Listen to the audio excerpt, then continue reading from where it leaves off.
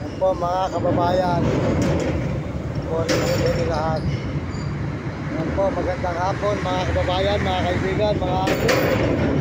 Yan po, nakita na po nyo ang ating kalagayan dito po sa Pinas, sa Pilipinas. Tayo po ay naglilimos lang. Para po tayo meron pang kain sa araw-araw na kami ng aso at pampalon. Kaya po tayo po ay mahirap pa. Kaya mga kababayan, kaya naman po yung ating kalagayan dito sa Pilipinas. Kaya po tayo nagtitiis. Nakaangok po tayo sa hirap. Sinipag tayo sa pagbibideo dito, pagbibideo sa Pinas, para po tayo pagpalain ng Panginoon Diyos. Pero sabi po ng bangko, wala pa rin po tayong pagpapala mga kababayan, mga idol. Gawa po na tayo po may tatagpos pa rin po na sa gulit. Kaya hirap pa po ang kailangan natin talaga. Tsaga, kasama po natin ang Panginoon Diyos sa araw-araw. Maraming salamat po sa inyo lahat, mga kababayan ko sa buong mundo. Salamat.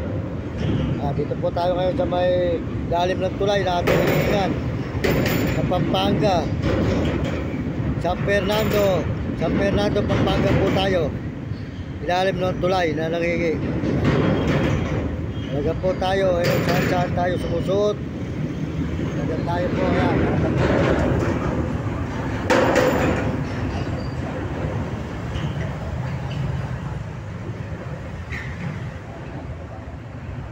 Kaya salamat po sa buong mundo at Panginoon.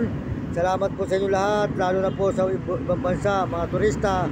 Salamat po sa mga Amerikano at mga Amerikana, mga Chinese sa Tapot, Negro Tarabo, at mga babae po natin sa buong Pilipinas. Maraming salamat sa inyo. Kaya pakisuportahan po nyo ang aking channel. Pakisubscribe lang po ninyo, Mario Mendoza Vlog. Pakitulungan po nyo ako at pakisuportahan para po tayo matulungan po natin ang aking ina. Makatingin naman po ng ginawa. Hindi naman po puro hirap na lang ang kanya natin tikman. At ang ating mga kamamahal sa buhay, mga kababayan natin sa naghihirap sa Pilipinas. Pakisuportahan po nyo ang aking channel, Mario Mendoza Vlog. Pakishare lang po nyo. Maraming salamat po sa inyo lahat sa buong mundo at Panginoon. Ang hindi pa po nagsishare at hindi pa po nagsusubscribe, pakisubscribe lang po nyo ang aking channel. Maraming salamat po sa inyo lahat, mga kababayan ko sa buong mundo at sa Panginoon Diyos. Salamat po sa Panginoon Diyos. Kaya kayo mga kabataan, mag-aral kayo mabuti, sumunod kayo sa inyong mga magulang, at huwag kayo magiging pasaway. Sumunod kayo sa inyong guro para maganda yung kinabukasan. Mapakahirap pang hindi nakapag-aral. Yan ang tandaan nyo mga kabataan. Maraming salamat po sa inyo lahat sa buong mundo at Panginoon Diyos.